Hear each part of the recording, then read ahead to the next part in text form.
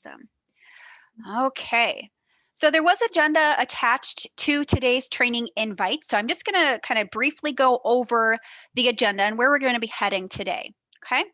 So right away on the agenda, just a couple of things to be aware of specific to CareAssist is there are logins and lockout attempts. Okay, so you do have 3 attempts to try to get logged in before your account does become locked.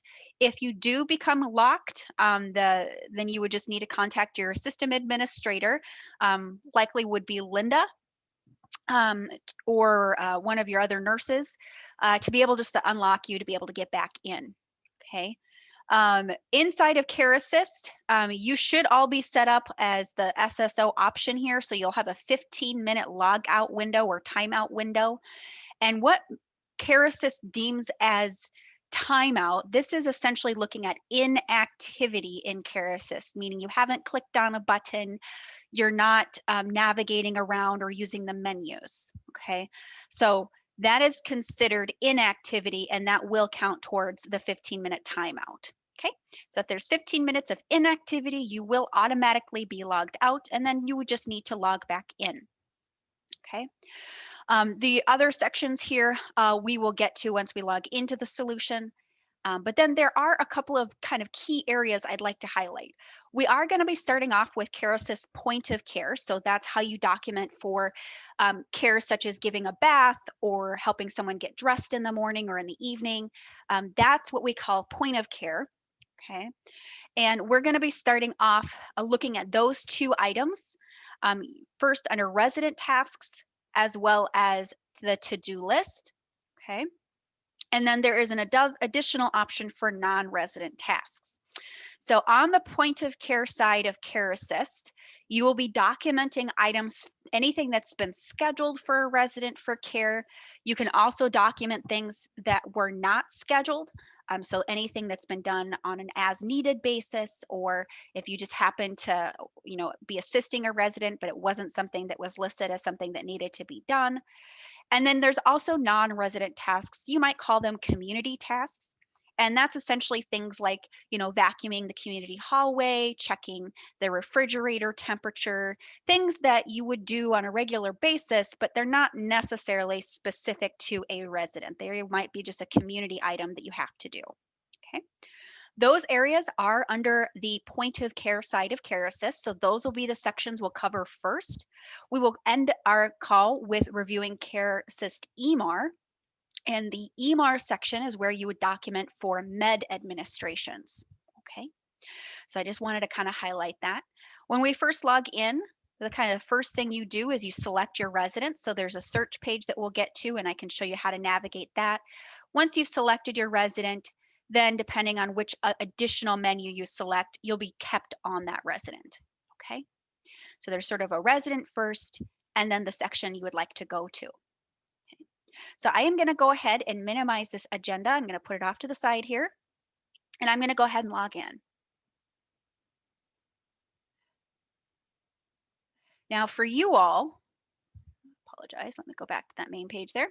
For you all, you will be utilizing this sign in with Matrix Care SSO button. Okay, you should all be using that particular selection when logging into anything for Matrix Care. That would include CareAssist. I do not have that user type, so I am using the first login button. But again, just make sure when you are accessing anything Matrix Care, you are using this second button here. Okay.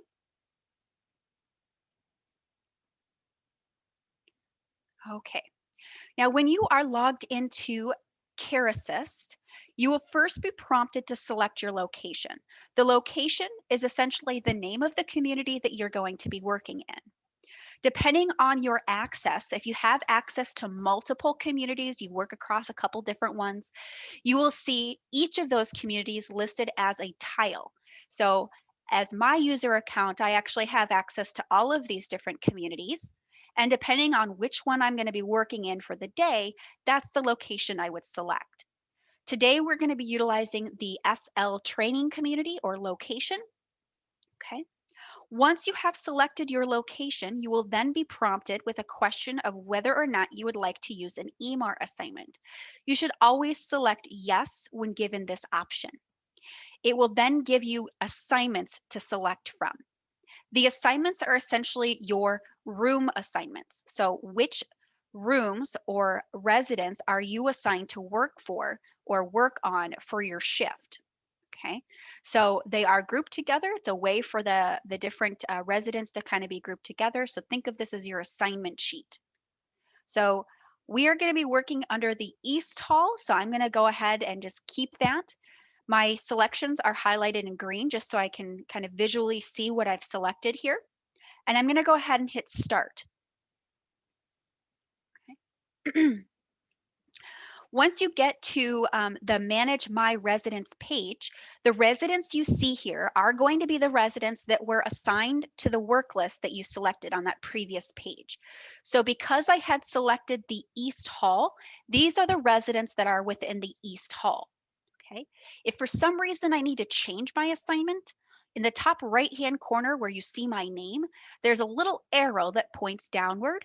You select that little arrow. You have an option here to change your assignment. Selecting that option will just bring you back to that prior page, and then you could either select a different work list that you'd like to work from, a different EMAR assignment, or you would select maybe a different location. I do want to note that while this does say EMAR assignment, this assignment does cross over for point of care. Okay, so these groupings are also going to be applied to the point of care. So just keeping that in mind. Okay, go ahead and start that. Okay. Now, once again, I'm logged in. You can see that the menu item that I am on is underlined with orange and it's kind of a gray tone over the menu. And then again, all of those residents that are within my assignment I selected are listed under the My Residents. If for some reason you do need to see all residents across the entire community, you do have an option here to select all residents. That's going to just bring everybody in. Just keeping in mind that if you do that, you will have a pretty lengthy list. So that's where this search resident option comes into play and can be very helpful. Now, if I select this, I'm going to have the same 20 residents display, and that's just simply because in the work assignment I had selected, all 20 residents are within the East Hall. Okay. Now, if I go back to my residents here, all of those different residents display. You'll notice that you have the person's name and their apartment information. So here you can see that Fred Brass is in apartment 107 and the bed A. If he did have a photo that was on his chart, his photo would display here instead of that gray profile pic. Okay. Also on this page, on the far left, you will notice that there is a tile here where you can select to add a resident.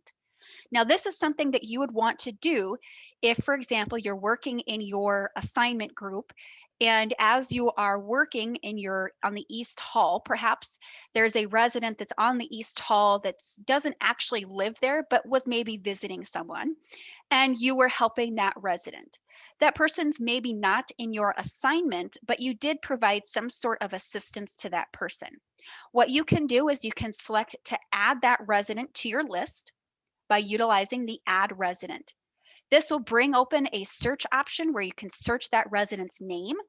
All of the available residents in the entire community will be available for you to search, and you would just select that resident's tile and then select Done.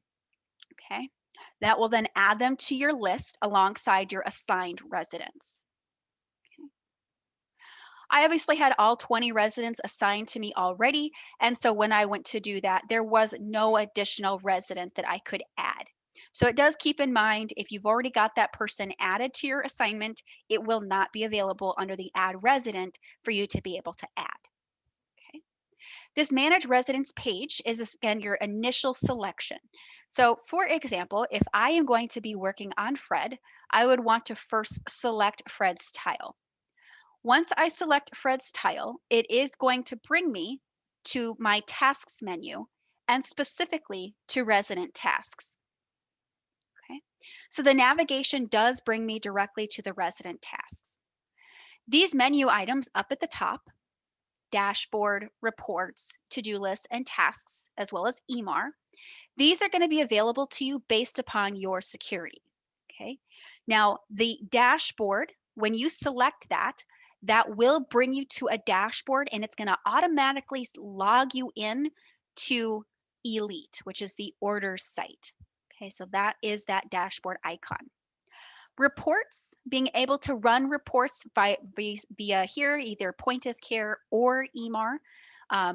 Really, the reports in here are primarily point of care. EMAR related reports are located within the Elite site, either under the corporate, resident, or facility tabs, depending on which level of report you would like to look at. The to-do list, okay, the to-do list is where you are going to find all of your scheduled care. So that is anything that's coming in from a service plan, anything where the person needs a bath, say on Wednesdays or Tuesdays at 8 a.m., or you need to go in and help someone get up in the morning and get dressed. Those would be scheduled tasks. So those are all going to be located under the to-do list. The tasks area, under this area, these are unscheduled care. So those things that you happen to do, not because it's scheduled or due, but because the person needed additional assistance. You will also notice that there is an option in here for non-resident tasks, things like, cleaning or vacuuming the hallway. So you can also document perhaps if there was a dining hall spill and you needed to do some additional mopping. That could be documented here as something additional, not scheduled, but something that was needed. Okay. So again, just sort of an overview. Tasks are unscheduled care. The to-do list is scheduled care. Dashboard will bring you to the dashboard in Elite, and reports here are primarily for point of care. Okay.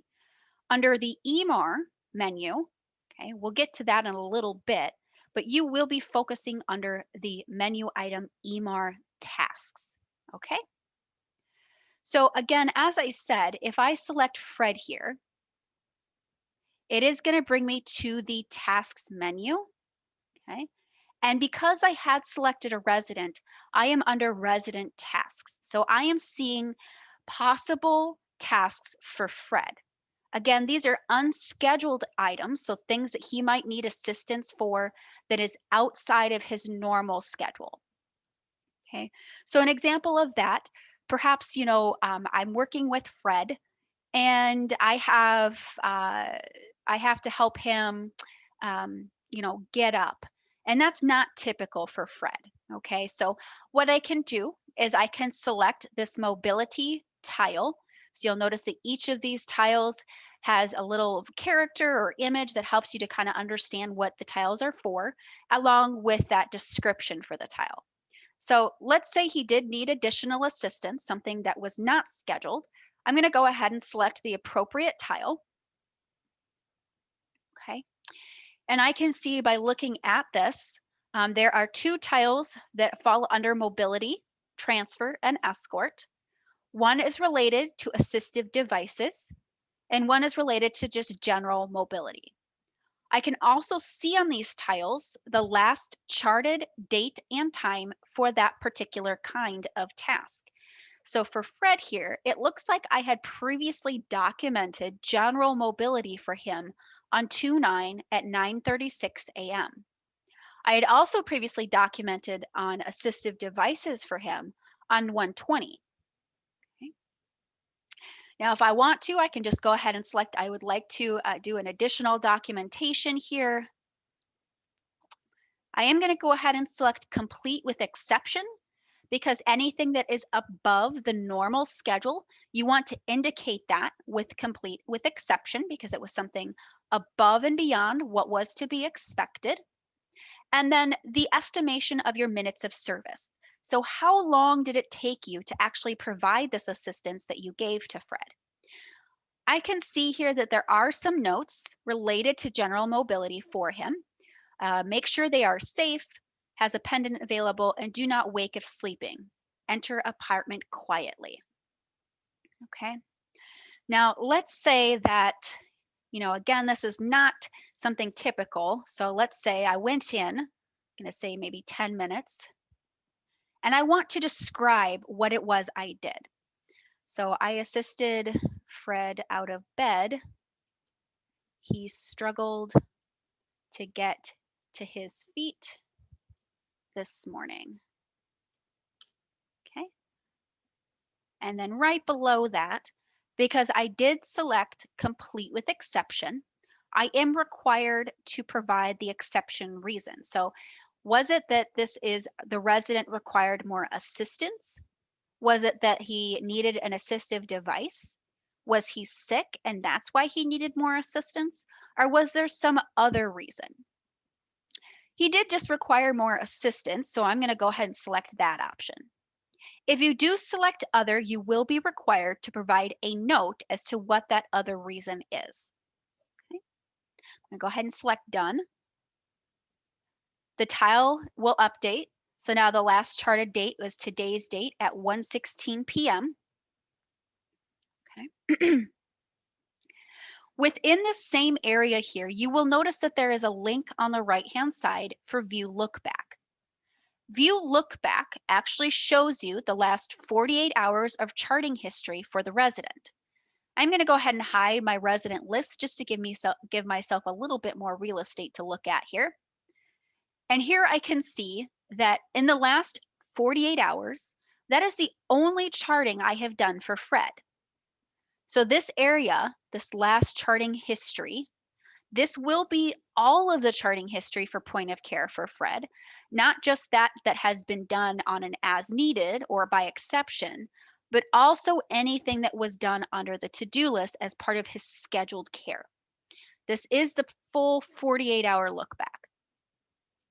Now within the charting history, I can see on the left-hand side, I have two possible actions that I can take for the specific item.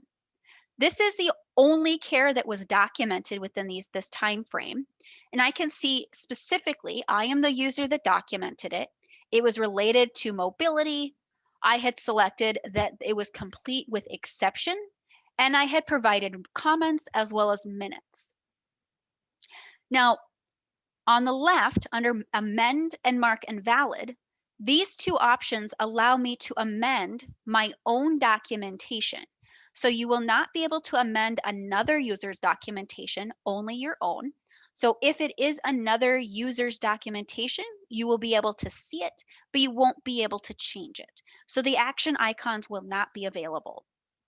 However, because I am the one that did do this documentation, let's say that, I overestimated the time that it actually took me. What I can do is I can amend my documentation. Okay, that is going to open back up the documentation that I had previously entered. And now I can go in and I can adjust it.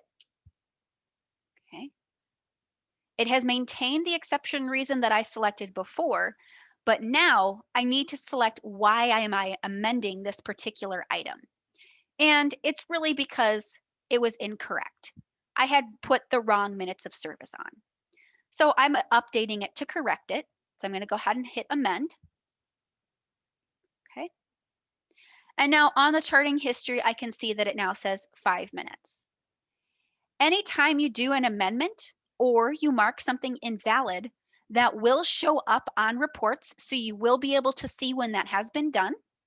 You'll be able to see the original documentation alongside the new documentation. And you will also be able to see the date and time and the user that did the adjustment. Mark invalid is used if for some reason this was placed on the complete wrong resident or it was completely incorrect. Mark invalid removes the documentation altogether from that particular resident's record. Again, it will display on reports, so you will be able to see when that has been done, but it will no longer show as a care that was done for Fred.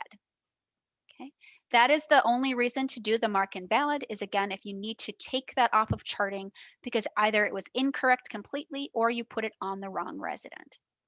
Okay, I'm going to go ahead and hit cancel though because I do want to leave that on there. Okay. Now, In this 48-hour look back, obviously, because I only have the one, this is a pretty short list. However, as you have more documentation that's been done, there is going to be a longer list. So just keep that in mind. Now, from here, if I need to get back to where I was, I can simply use the resident charting link over here on the left. That's going to bring me back. And then I can click it again, and it's going to bring me back to the full tile list. Okay.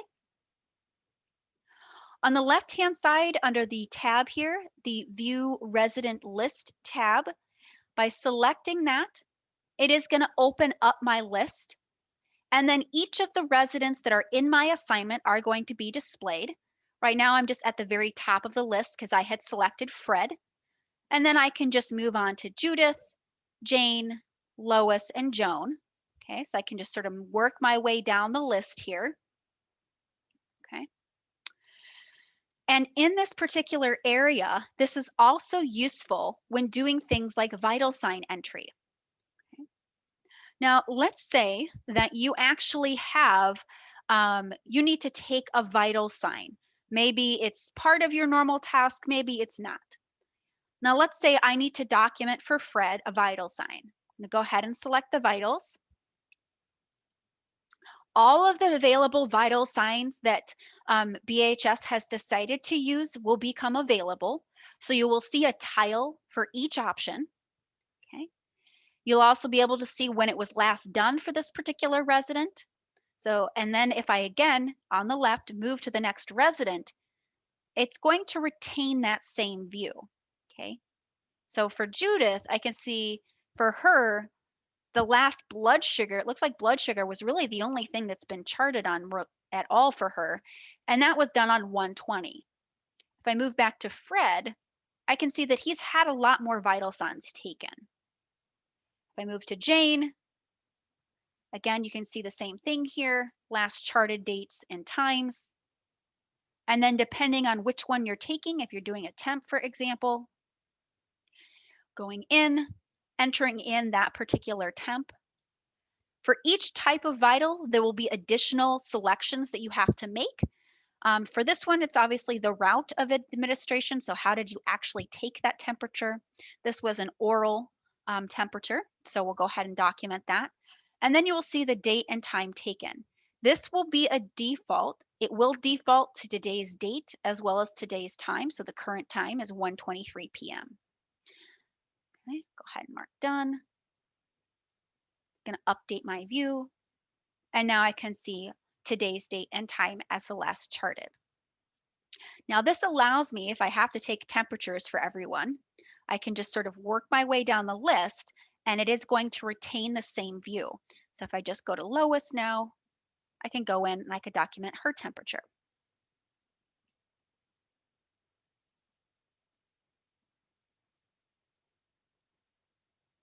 Okay. And then again, I can keep moving on down the list. Within the View Resident list, you can sort by last name or first name, or you can do it by location. And location is essentially your apartment number, so low to high. So in this example, 100 up to whatever the highest 100 number is. If you do the reverse, high to low, the highest number happens to be 109, and so that one will display first. So you can sort it however you would like. And you also have this search resident option here. So if you are looking for someone, you can always just do a quick search there to look for example, Fred.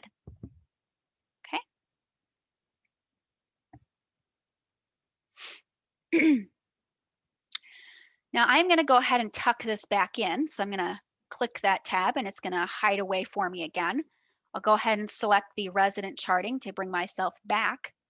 And now I want to kind of point your direction or your focus here to the banner. The banner up here, we can see for Lois here, there's a couple of sections of information. Looks like not a lot has been entered on her record, and so these areas do appear blank. However, if this information has been entered on the resident's record, on their face sheet, this information will display for visibility here in CareAssist. You will also note that on this particular banner, there's a link here to view the service plan. This link is really going to be available on the banner regardless of where you are within CareAssist. So if I go ahead and select that, might take a bit or one moment to open here, but it does pop open a window so you're able to see the service plan for Lois. So here I can see her information. There's the community she's in, the assessment date for the service plan, okay? And then advanced directives information. And then as I move on down, this is the service plan itself. So I can actually see that, okay, she uses side rails on the bed. Okay, function assessment was completed. Okay, and as I move on down here, it's gonna be, here's an as needed documentation, need, and then here we get to something that's actually scheduled. So under the dressing and grooming part of her service plan, we estimate that it's gonna take 10 minutes to be able to provide this assistance, and it's actually scheduled twice daily. So here I can see that it's scheduled twice daily. So daily is listed twice, and then the first is at 8:10, and then the second at 20:10. Okay. And as I move on down, here's a weekly task. So every Friday, every Tuesday, and that's the bathing. So this service plan will be visible throughout CareAssist, and it's always going to be located on the resident banner.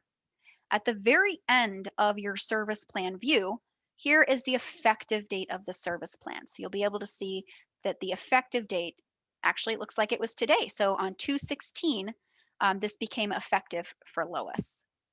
Okay, go ahead and close that out. Okay, so I just want to point out that you can always access that service plan throughout CareAssist. Okay.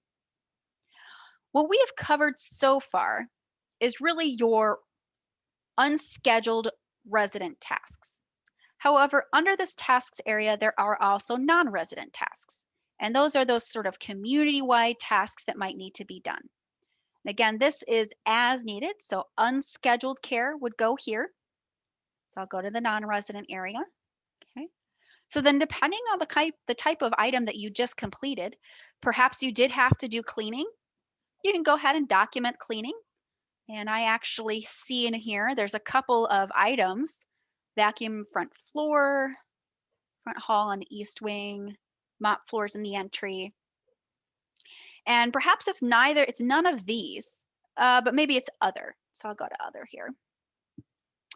I did go ahead and complete with the exception. Took me about 10 minutes. And I'm just going to go with the example I said earlier, which is I had to mop the dining hall.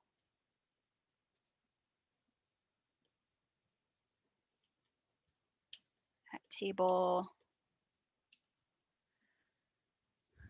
43. Oop, spill. Here we go. Go ahead and mark done. Okay.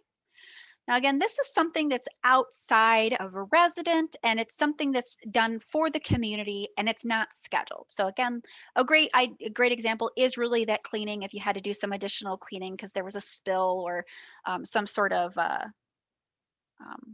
something that had to be cleaned up. Okay.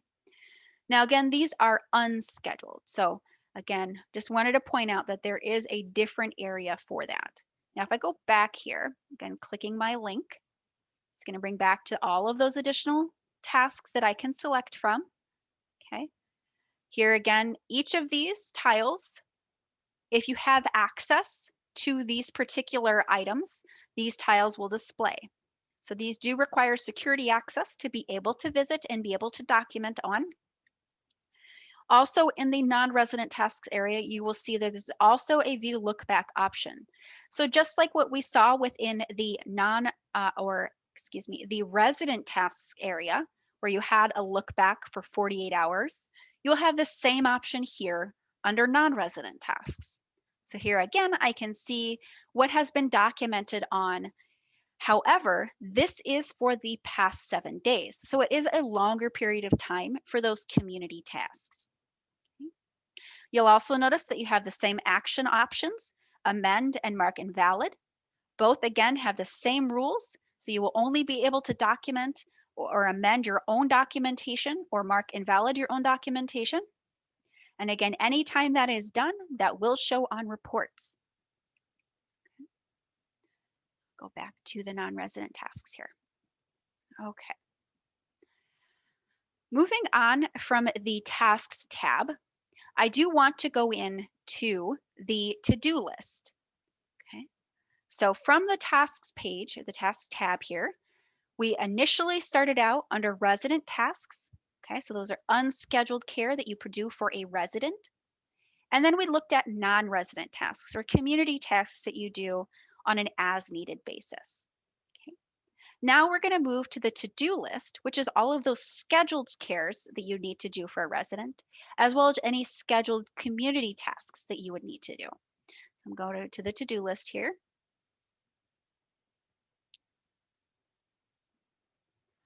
Within the to-do list, you will note that right at the top, it shows right away. It will do a task list view. It's going to automatically sort by time. Okay. The page view, it defaults to the task list view, but you can always change this if you have a different preference. Okay. The print preview, however, is only available within the task list view. So that is the only view that does allow you to print the page. Okay. If I go to task group, this allows you to see the different kinds of tasks sort of grouped together. So whichever residents have assistive device assistance that's needed, those would display. And here it also gives you a number count. So I can see that for assistive devices, I have 9 tasks that need to be completed. As I move on down the page here, I can see that I've got 7 bathing tasks, 22 bathroom assistants. And as I move on down, I can start to see that play out. Okay. So it first groups by the kind of task that it is, and then it sorts by time. So whichever is in order of time. So here I see 7 a.m. tasks are first, then 8, and then we move into the afternoons, 3, 5, and 11. Okay. You can change that sort if you'd prefer. So if you'd like it to be by resident instead, then Fred will display next. So Fred's last name is Brass. So Fred displays first, and then it's both of his tasks for the day, and then Jane, and then Jones, and then Patricia Walker.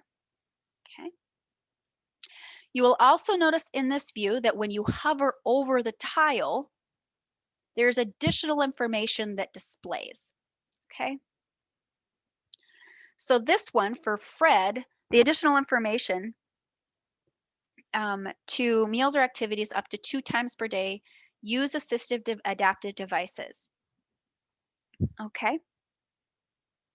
So, so as assist of 1 staff, okay, up to 2 times per day. So that's scheduled for twice a day. So I've got 1 at 8 a.m. and 1 at 5 p.m. If I look at Joan here, requires assistance of 1 staff with all transfers. Okay, and I can see it looks like that's been scheduled 3 times per day. So you've got 7 a.m., 3, and 11.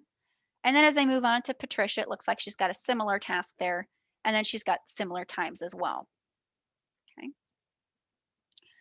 Now within the same view here, you will notice that if you go by task group, the non-resident tasks will not display. So it just gives you a little warning up at the top here to let you know that. If you do want to see those community tasks do only display under the task list view. Okay. And you'll notice here on the right-hand side are those non-resident tasks. On the left-hand side are resident tasks. If I want to see just those community tasks or non-resident tasks, I can simply unselect the Show Resident Tasks checkbox. And that's going to limit my view just to those items that are scheduled as community tasks. So here I can see that I do have a cleaning assignment for the East Hall. I need to go and vacuum the front hall on the east wing, and it looks like it's due at 3:30 p.m. today. Okay. If I need to go ahead and add back the resident tasks, I can go ahead and do so. Whoops, clicked it too fast.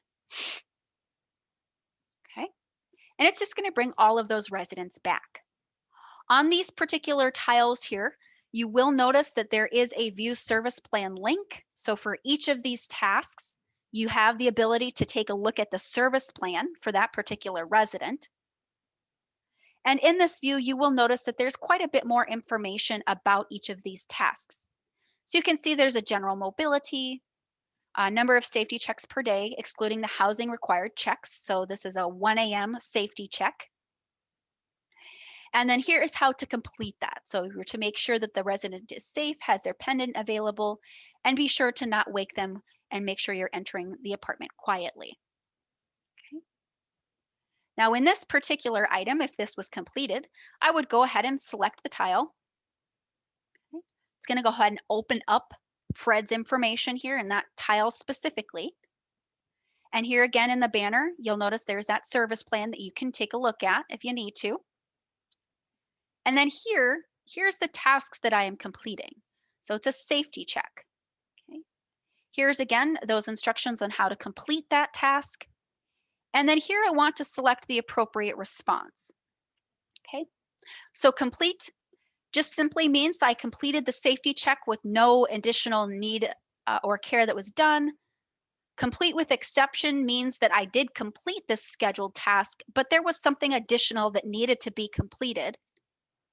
And then not complete means just that it was not complete.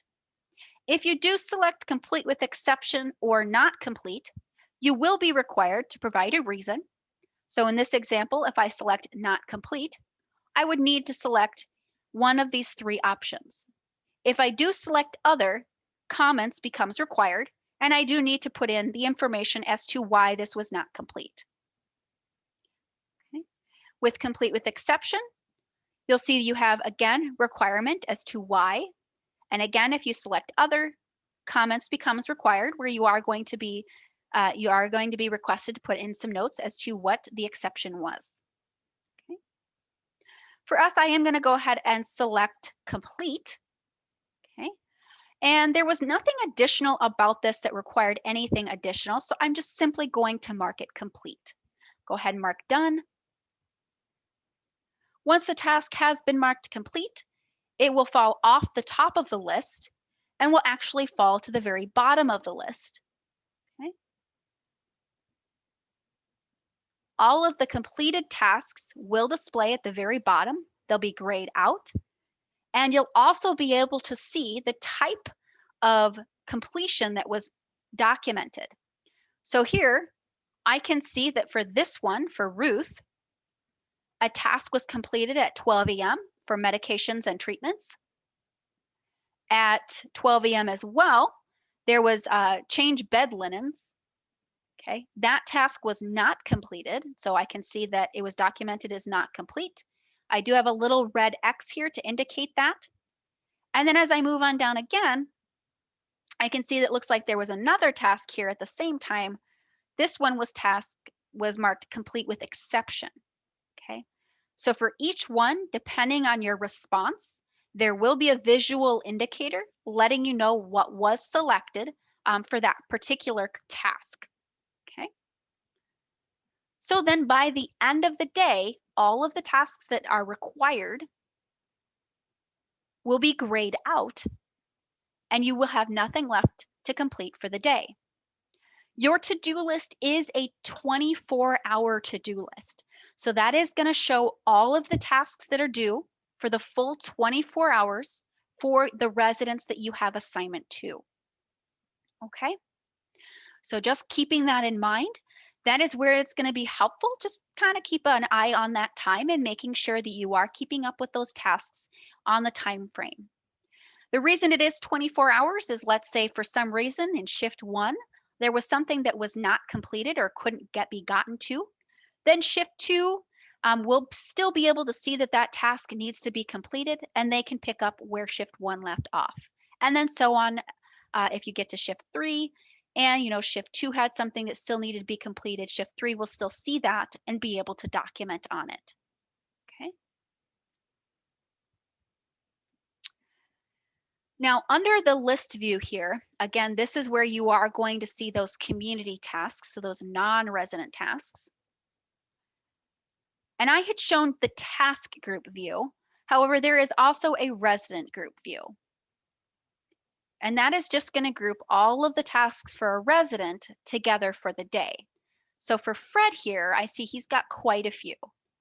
And one of those has already been documented on.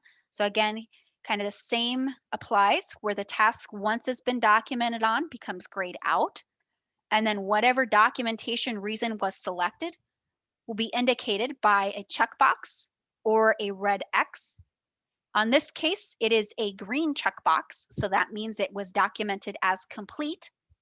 It would be a gray checkbox for complete with exception, or a red X if documented as not complete.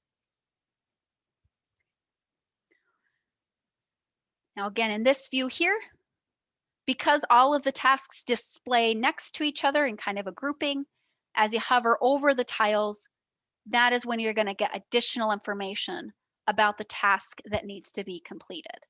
Okay, so you can see here as you hover over, there's additional information. Okay. I go back to my default of the task list. Okay. The print resident preview, if I go ahead and click on that, just want to, what it does is essentially it's going to put it like this. This will be a PDF, so just keeping that in mind. And it is going to sort. So here you can see I haven't set a filter yet for the tasks. So let's say I want to do safety checks.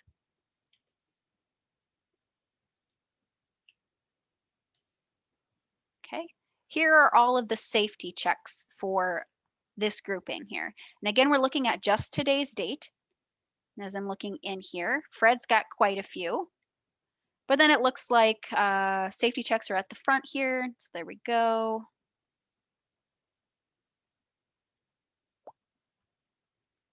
Okay.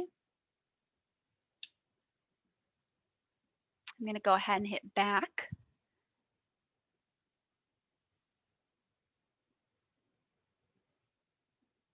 Okay.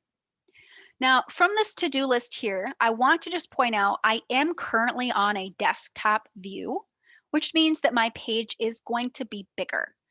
What will happen is if you are using an iPhone or a tablet, you are going to have a slightly different look and feel. So I am going to go ahead and zoom in, and this is going to show you what it's going to look like. So it just sort of readjusts based on the type of screen you're working on. Okay. So here we're in, keeps kind of going here.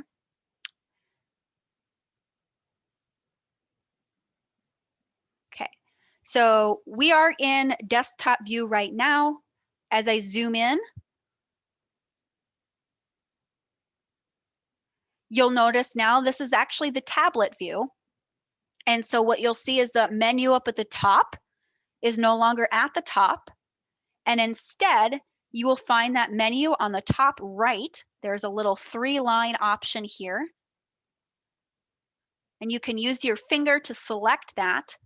And then the menus appear here. And this is how you can navigate.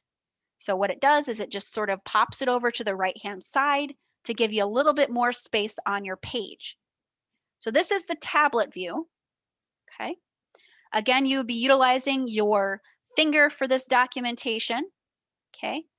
If you are using task group view in this, you can actually choose to enable your keyboard for your phone or your tablet. And that will also help a little bit with some of this kind of pop-up window information where you hover over and there's additional information. Okay, that is a feature setting when you are working with Matrix Care. So I would highly recommend that, having that enabled. Now, again, I am in the tablet view here. Now, if I go back, I'm going to just sort of show it again from that page. And I'm going to zoom in even further, and I'll show you the iPhone or the phone option. Okay. This then becomes the phone option. Okay, so you can see just a slight difference there. A little bit more information in the tablet view. tiles become a bit larger in the iPhone view. And so then each resident tile is a bigger option for you to select, again, because you are using your finger. It's a little bit easier to be able to select things when they're a lot bigger. And so again, you can still see the same information, same options are available, just a slightly different look and feel to be able to make it an easier navigation depending on the device you're using. Go ahead and hit cancel there to bring me back. And again, you'll still see the menu over here on the right for the iPhone view as well. Okay, so again, it's still over here on the right-hand side, big square with the 3 lines.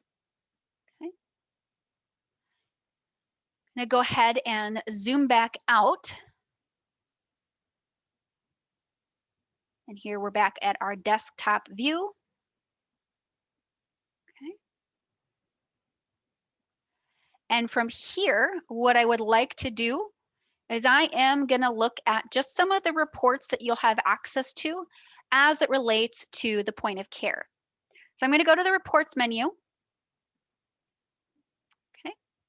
And under the reports menu, the available reports will become available. So in here, you're utilizing the one that you'll really want to look at is the point of care history report. Okay. The point of care history report really shows you what has been documented point of care wise for residents. Okay. So in here, you select your date range. So if I'm looking at just today's date, I can do that. But perhaps I would like to look at a bit further back. So maybe I'll go back to 2/10. Select the location. Again, the locations you have here are going to be based upon your user's access. So if you are working in multiple buildings, each of those buildings' locations would display here in your filter. For us, I am keeping on the SL training. All of the residents that I'd like to look at. I can choose to also include anybody that has been discharged within this time frame. I can even hone it down to a specific task category. So if I would like to look at only those tasks that were documented as part of ADLs, I can do that. I can also limit it down to the type of completion that was selected. And I can choose to include any invalid tasks as well as any comments that have been added. So I'll go ahead and run this report. The results will display right below.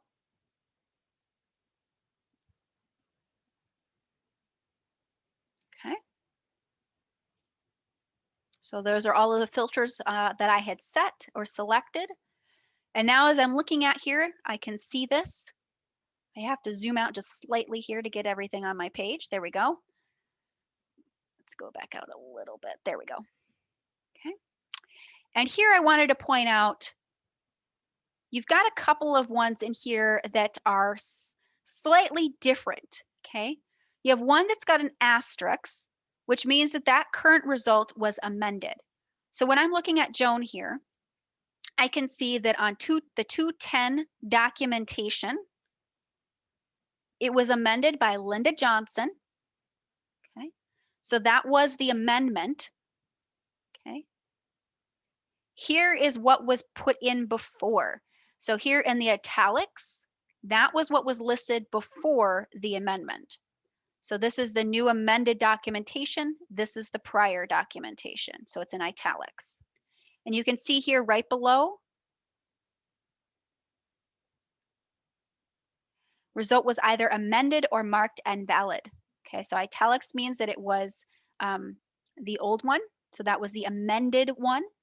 And then this is the new documentation is the asterisks. Okay, I just kind of wanted to point out that how that is going to show on that report. On this report, you can obviously see the resident, the location, their care setting and room and bed, as well as the user that did the documentation, the category, the part of that. So here under dressing and grooming, we did that. And then there was also some bathing and then a bathroom assistance. Okay. And because I did choose to include any invalidated options, here is that amended by, date and time, and then that reason. So I can see that more data available was selected as the reason for that amendment. This report can be printed out. So here's the print report button. Now this report is also available in the Elite site. So you will be able to run this report under the Facility and Reports section of the Elite site. You will also see the point of care compliance report is in Elite under that same location. So again, that is in the Elite site under Reports in the Facility tab. Okay. Also within the Facilities tab, you will also be able to see the Extra Services report. Okay, so for that, that is going to be any documentation that was done under the resident tasks area. Anything done under the tasks area. So unscheduled documentation will show on the Extra Services report. All of those reports are again in the Elite site under the Facility and Reports tab. Okay. From here, I do want to go ahead and move into the EMAR section. Okay, so if you do have anyone that is not going to be doing EMAR documentation, you are welcome to have them kind of leave right now. I do want to kind of just check in, see how everybody is doing. Does anybody need a bathroom break or go and get something to drink? Go ahead and unmute your line if you do, and I can go ahead and pause the recording.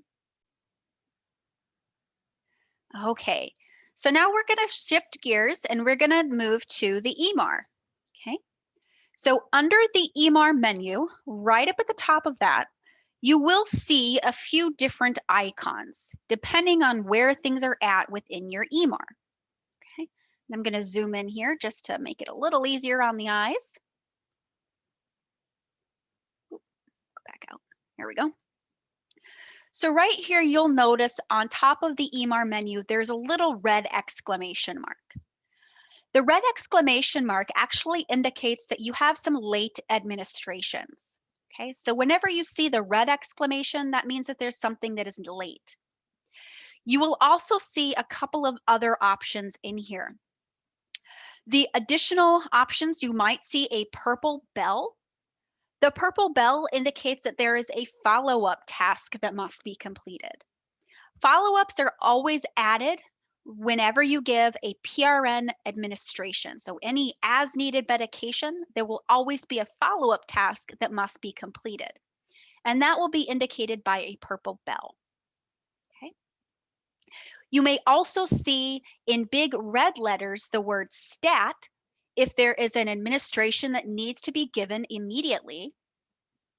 And initially, when you are doing your order import, when you get your first import from the pharmacy, you will see in big red letters the word RX, indicating that there are orders requiring your verification. For PCOE, for pharmacy centric, when you have that ongoing interface, anytime there is that particular an order that needs your verification, you will see a big red X or red RX, excuse me, above the EMAR tab. Okay. We will get into more detail about the approval process itself in a later session, but I wanted to just kind of point out that there will be a couple of different icons and words that will display above the EMAR task menu whenever there are specific actions that do need to be taken. Okay. To move into the EMAR tasks area, select the menu itself, and you will see EMAR tasks. This is where you're going to go to document any administrations for medications or general tasks or general orders. Go ahead and select EMAR tasks. Okay. You'll notice that it has kept me on Fred Brass. He was that resident, the last resident I had selected to work on when I was in the to-do list. And so when I moved to the EMAR tasks, it's kept me on his particular record. Okay. Within this particular EMAR tasks menu, you will notice, again, the left-hand side, there is a view resident list.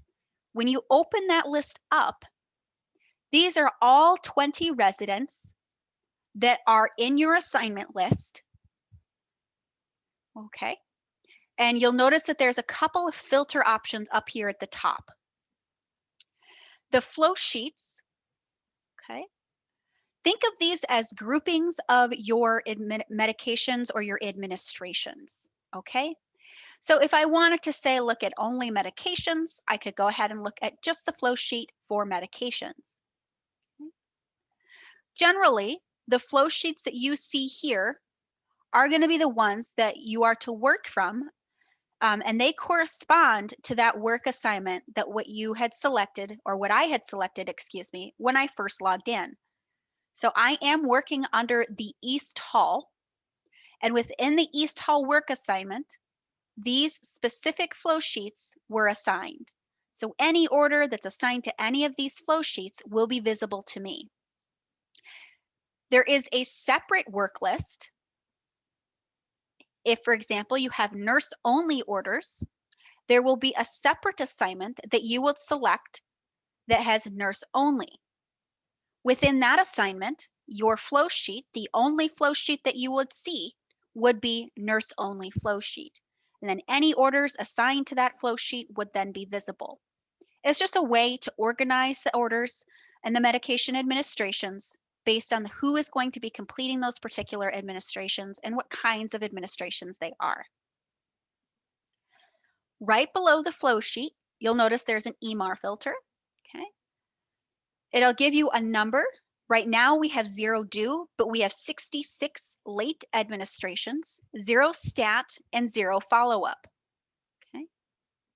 And I can see if I had a stat, which I don't. If I did though, I would again see in red letters above EMR stat. If I did have a follow-up, I would see a purple bell above EMR. Okay.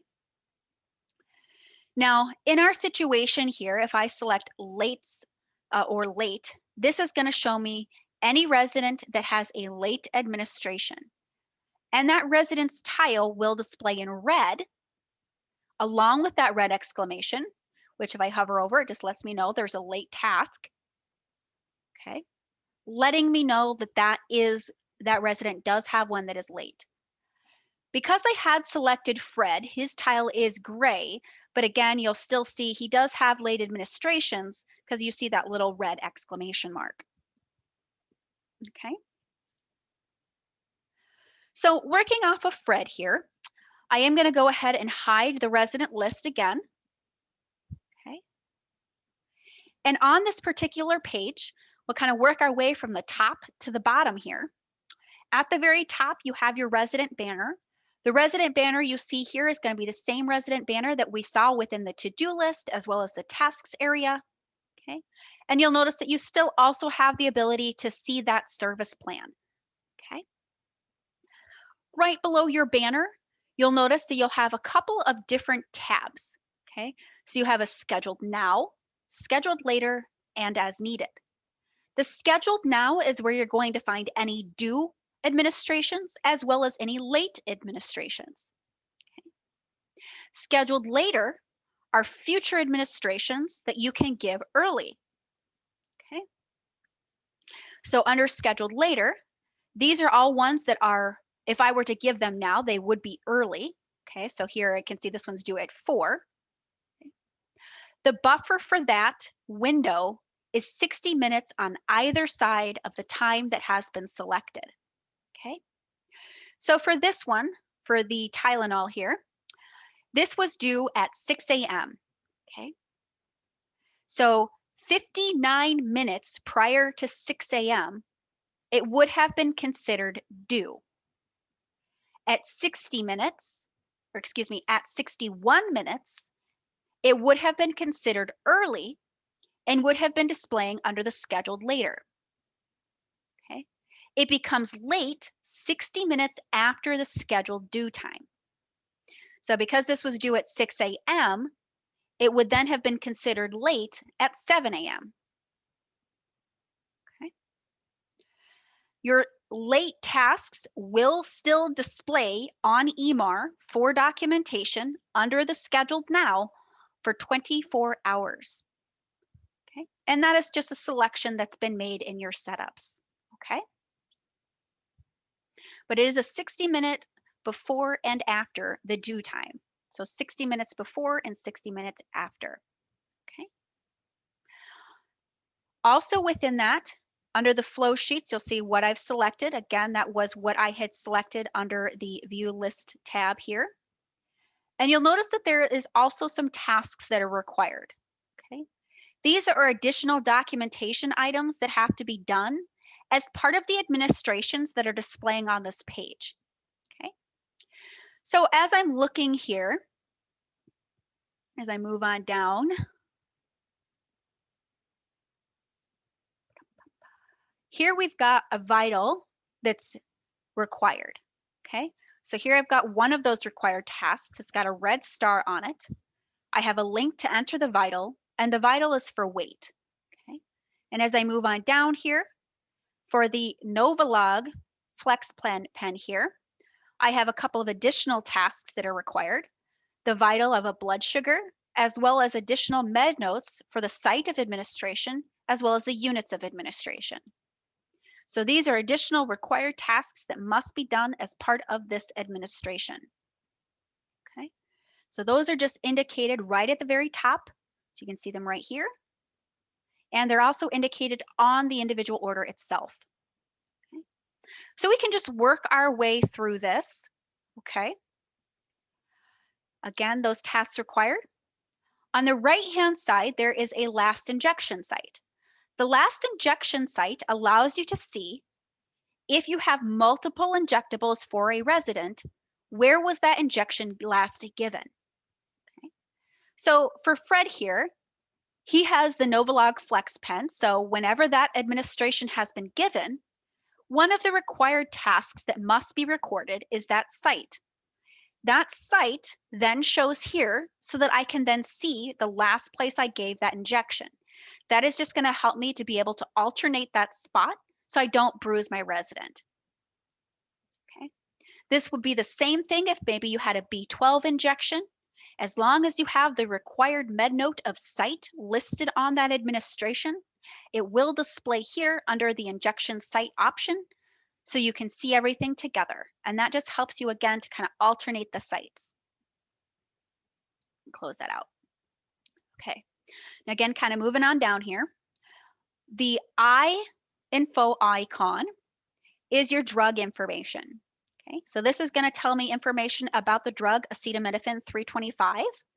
So here I can see what kind of a medication it is, any potential side effects, indications, and label warnings. Okay, so that I for info icon is going to give you that drug information. Okay, and that I will be available in any particular medication order. Okay. Right below that, you will see the administer option. So this is essentially 2 tablets 4 times per day. So this is how many are you supposed to give and what is the frequency? Okay. Under special instructions, I can see that for this particular order, is not able to have any extra Tylenol or acetaminophen. As part of this order, there was a diagnosis code associated with it for chronic pain. This medication was also last given on 2/10, last given reason, as well as the last given comment. Okay. So for any of these particular medications, the last administration time is going to be displaying here, so you can kind of see and keep track of that, as well as you'll be able to see under the view history the last 14 days of administration. Okay. So here, for the last 14 days, it looks like 2/10 was the only time that this particular administration was given. I can see that it was given 3 times on the 10th, 6 a.m., 12 p.m., and 4 p.m. And it was given by the user with these initials here, LSJ2. Okay.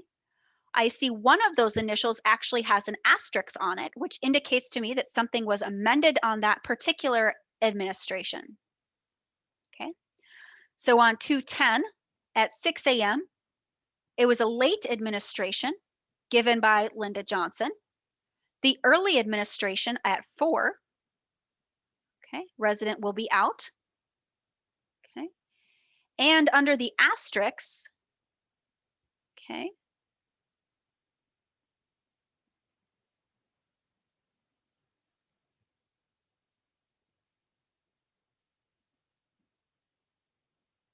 Okay. So these additional things here were the exception reasons. So for the 12 p.m., it does not show in my list below because there was no exception for that. It was just simply prepped and given. The 6 a.m., however, was given late, and so it does display below. And the 4 p.m. was given early, and so it also displays below. Okay. This is the last 14 days. So I'll go ahead and close that up, bringing me back here. Okay. Now on each administration, you will have 3 option buttons. You'll have a prep, given, and not given. Given will only become available once you have selected prep. Prep, think of this as simply taking a medication out of a vial or a bubble pack, depending on your product that you are using. So think of that as I have taken the medication out of the bubble pack and I am preparing to give it to the resident. Okay. I can choose to work my way down here.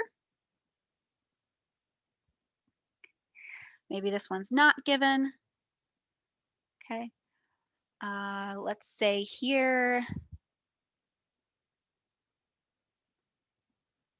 Okay. And we keep on moving down here. This one was prepped. Actually, let's just say not given.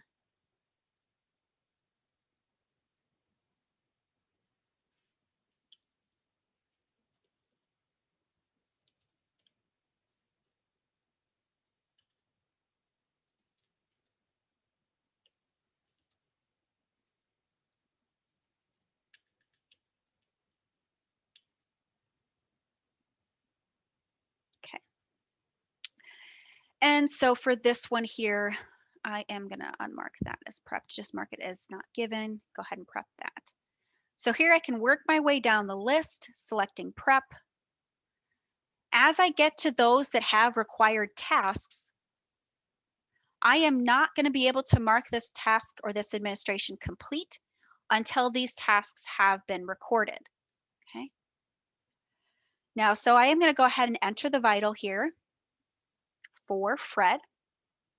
Within the vitals area here for the weight, I can see that the last weight that was taken for Fred was on 210, 125 pounds. I can also view the history for him so I can see what weight he was at on these other time frames. Oh, he's really been fluctuating here. Okay. And so if I happen to have had to take a weight, perhaps as part of your regular vital signs, and one of that weight happened to be taken this morning, and so it was part of your normal daily or your normal schedule for your vitals, you can actually choose to associate the most recent vital to fulfill this requirement. Okay. Now, keeping in mind that you do want to pay attention to the date and the time. Obviously, this was quite a while ago, it was about a week ago, so I am not going to want to associate that. Now, obviously, if this was today, again, based upon your community's policy and how you'd like to handle that, you could choose to use that particular weight to fulfill this requirement. So you're not having to weigh the individual twice. Okay. However, it is too far back, so I am going to actually just go ahead and enter the vital. Okay. And this is a routine. He was standing, and I'll go ahead and save. Okay. At the time of that documentation here, it is letting me know that it is out of acceptable range because it was a more than 5% change in weight within the 30-day window. Okay. So I have gone from 125 to 138 within the last 30 days. And so that does fall outside that 5% change. I do want to go ahead and still save this because it is accurate. So I'll go ahead and hit yes, and it's going to bring me back to the main page. So here I can now see that that vital is no longer required. That little red star is gone, indicating that I have now fulfilled that requirement. Okay. At this time, I have marked a couple of items prepped, marked a couple of items not given, and I have documented some vitals. So I'm going to go ahead and mark complete at the bottom here. Okay. Or I'm going to go ahead and select all prepped given. All prepped given essentially means that, okay, I have prepped all of these medications and now I am actually giving them to the resident. So I'm going to go ahead and document that. Because most all of these particular administrations were late, I can choose to actually go ahead and select the same given late reason for all of those items that I had prepped as all those items that I had prepped. Okay, so I am going to go ahead and just select charted late. Based upon the late reason I select, I am going to be required to enter comments. Okay, so obviously for administered late, comment, charted late comment, drug item unavailable, no comment, previously refused, resident unavailable, or other. Okay, so depending on what you select, you may be required to put in some comments. Okay, so I'm just going to go ahead and say drug item unavailable, select done. Okay, and then to fully complete the process, I'm going to go ahead and mark complete. Once I mark complete, these will fall off of the scheduled now tab. Gives me a notification, 6 EMR tasks were completed. Okay, and now as I'm looking at my listing here, it's a bit shorter. So here I do see the Novolog. Still have some tasks that are required here because I do see that there are a couple additional administrations that need to be completed. Okay, so I am going to go ahead and do the PRN, the Novolog insulin here for the sliding scale. For the sliding scale insulin one, you will always want to enter the blood sugar first. The reading that you put here is going to indicate and tell you how many units to administer. Okay. Again, just like with the weight option, you can associate the last blood sugar. Obviously, you do want to keep in mind, was that within the available or practical time frame? So keeping with your community's policy on that. You can also see the history of the blood sugar that has been taken for this individual, so you can see what the trend is. For here, I am going to go ahead and do 179. Okay. Taken date and time, go ahead and save that. Does fall outside of the acceptable range. It looks like his acceptable range is about 60, between 60 and, interesting, it doesn't quite have the, yep, so that's the acceptable range and it is outside of that. So again, keeping in mind though, I do want to continue to save this because it is accurate. Anytime an out of range vital has been taken, it will display on the dashboard. So the nurses will be able to see it on their dashboard. Okay. But this is just a note to you as the user that this is out of range. I'm going to go ahead and select yes.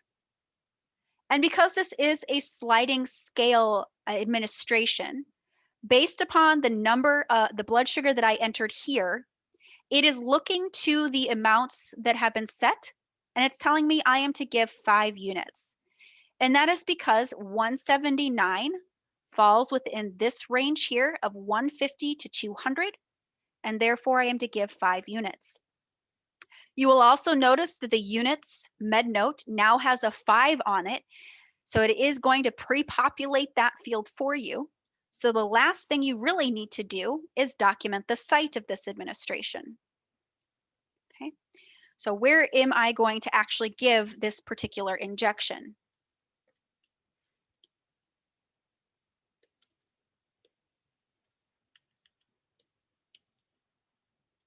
I feel like I'm spelling that wrong. Oh, well. Okay, so we're giving it in the left buttocks and it's 5 units. Okay, so I am going to go ahead and select prep to indicate that I am going to be dialing up the pen itself. And then I'm going to mark given once I've actually given the injection. Okay. Okay. And then I'm going to go ahead and mark complete. Once it's been complete, it will fall off the page. And I am left simply with a couple of other tasks. It looks like mostly blood sugar or blood pressure, excuse me. Okay. It does look like for this one, there are blood sugar or blood pressure needs to be taken 4 times per day.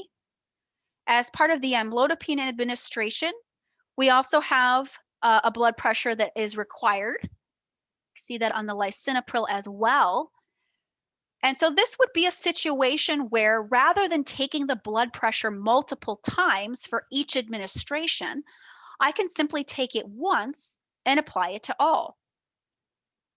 So what I'm going to do for that is I am going to go ahead and enter vital.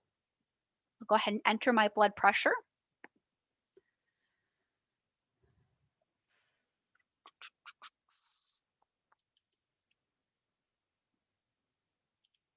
Okay.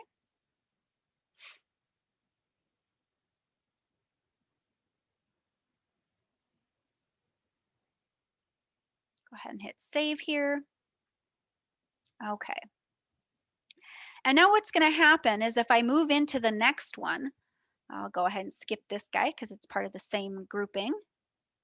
Go to the amlodipine here, and I select the blood pressure vital here. This is where I'm actually going to want to apply that last blood pressure because I just took it. So I know that it's still valid. I know that it's going to be valid for this administration because at the same time. So I can simply select to apply that last blood pressure, and it's going to fill that information in for me, and then I can go ahead and save. Okay. And again, I can do the same thing for the lisinopril. Go ahead and select apply last blood pressure, select save. Okay. And then I can just sort of move through and prep each of these, indicating that each one has been done. Go ahead and prep. Mark all prepped have been given.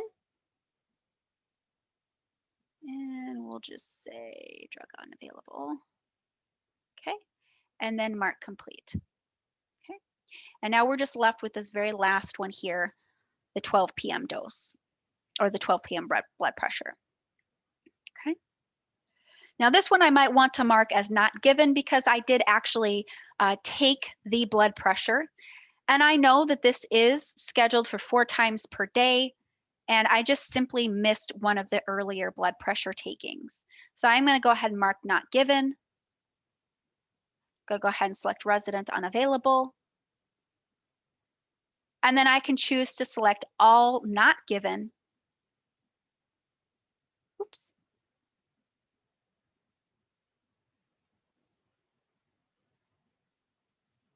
Go ahead and mark that complete. And there we go. And now we've worked through all of the scheduled now. When I move to the scheduled later, I'm going to see all of these administrations. So these are the ones that are due for the rest of the day. So the 24-hour period. Okay. I can see the last documentation. So here I can see this was not administered 2/22. It's just a few minutes ago. Blood pressure not administered. Blood pressure. Okay, here's the Novolog. Okay. So right on this administration, I can actually see the blood sugar taken earlier in the day, the site of that administration, and the documentation associated with it. Okay. Now, obviously, this is early. So if I were to prep this and then try to give this, I would be required to provide a reason as to why I'm giving this early. Okay. So I select maybe a different one. Okay. And I try to go ahead and mark given. It is early, so I am going to need to be given a reason here. So you'll notice that it does give you a list of options to select from. If none of these apply, you can choose to select other. You will be required to place your comments in here because there does need to be some sort of additional detail. Okay, maybe residents going to be out, whatever might be applicable. Okay.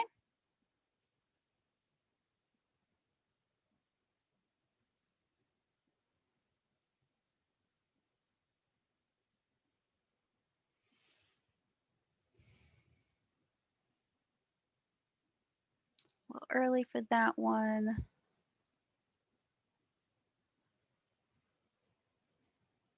And for the Novolog here, we can just go ahead and enter the vitals in here. That one we might actually want to do a little bit differently. Okay. Now, if you are going to give the medications or give the medications to the person early, maybe because they're going to be out, once you go ahead and select prep, you can select all prep to have been given. Again, select the reason. This will apply for all 3 that are listed. So these are the ones that I had marked prepped for. Go ahead and select done.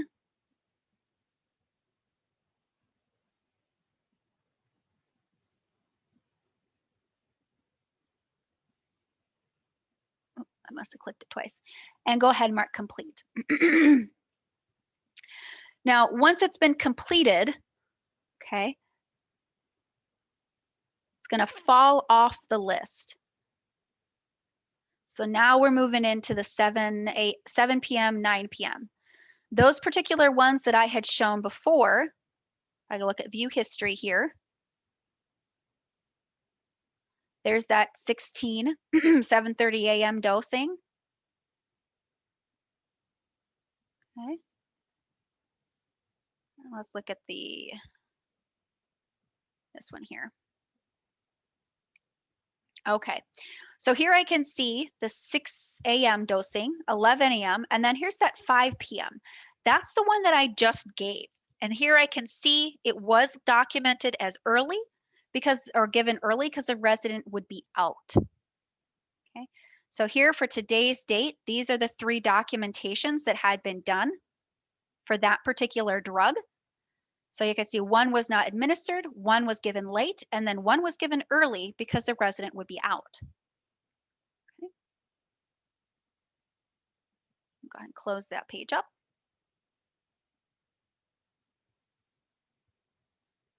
Okay. Now I do want to cover the as needed or the PRN medications.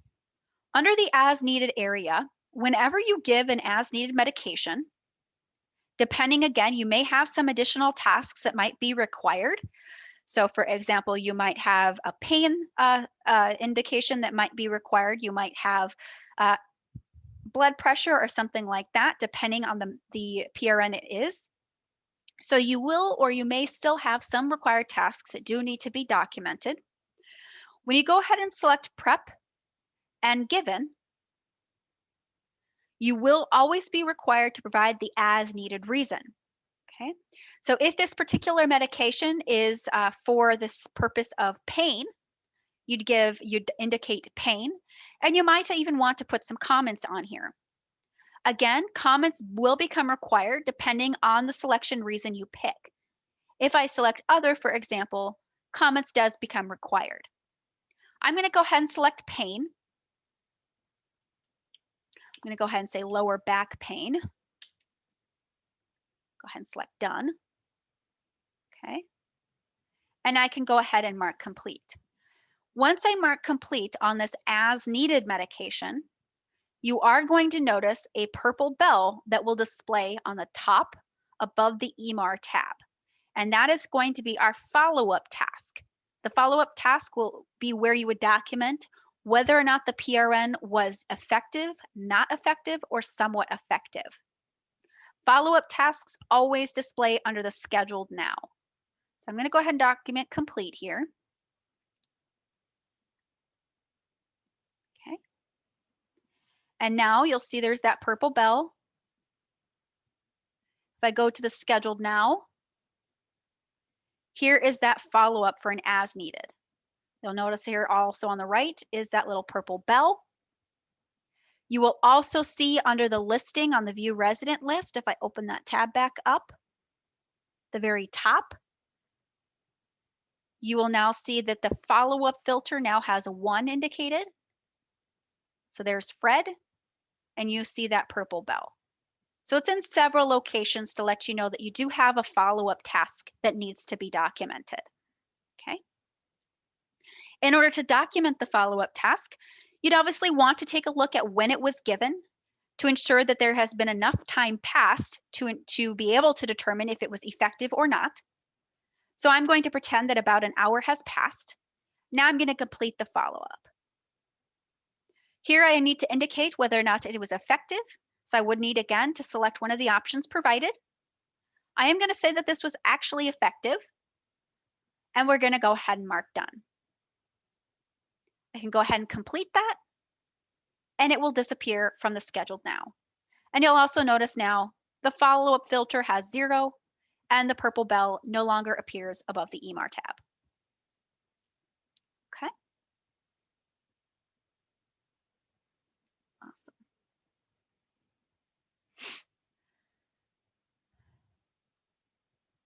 Again, I can move on down to the next person. So I can move to Robert here and continue to work through his administrations. So I can see each of these provided and listed out. Okay. Go ahead and cover that up here. The one last area that I would like to cover under the EMR menu is going to be our active orders. Under the EMR tab, you'll notice that we really have been working under EMR tasks. That's where you go to document that an administration has been done. Okay. Order approval we'll get to when we're doing the order verification process later. However, active orders allows you to see any active orders that a resident has. Okay. I am looking at Robert Hicks here. So when I select active orders, these are all of his active orders currently available. And from this page, I can see the 14-day administration history for each. Okay. So this is a sort of a quick view of those active orders for each resident, and this can be printed. Okay. So if I need to, I can go ahead and print that preview out. Here are his active orders. Okay. So here I can see housekeeping, weight, the different medications, each one of them out here. Okay. You'll also notice on the print preview, there is going to be some basic information about Robert. So if there were allergies, diagnoses, or administration instructions that were on his face sheet, that information would display here as well. Okay. Go ahead and hit back. Okay. Now again, the item here, I had selected Robert, and so that's whose active orders I see. But I can, again, on the left-hand side, use my resident list to move and look at a different person. So if I look at Lois here, here are Lois's active orders, and I can move and scroll through those. Okay. Maybe if Marilyn's got any, looks like she's just got a general housekeeping care or housekeeping task. Williams, Fred's got some, and there we go. So here's Fred's. Okay. So this is a quick view of the different active orders for the resident. If you do select the actual the order name or the medication name from here, this does automatically direct you to the Elite application. Okay. Now I am not an SSO user, meaning I can't use this additional button here. However, your users are. So when you select that link, you will automatically be logged in to orders to take a look at that specific order on Fred's profile. Okay. I do not have that access, and so I do have to log in again. Okay. And what will happen here is for Fred, I'll go ahead and search for Fred.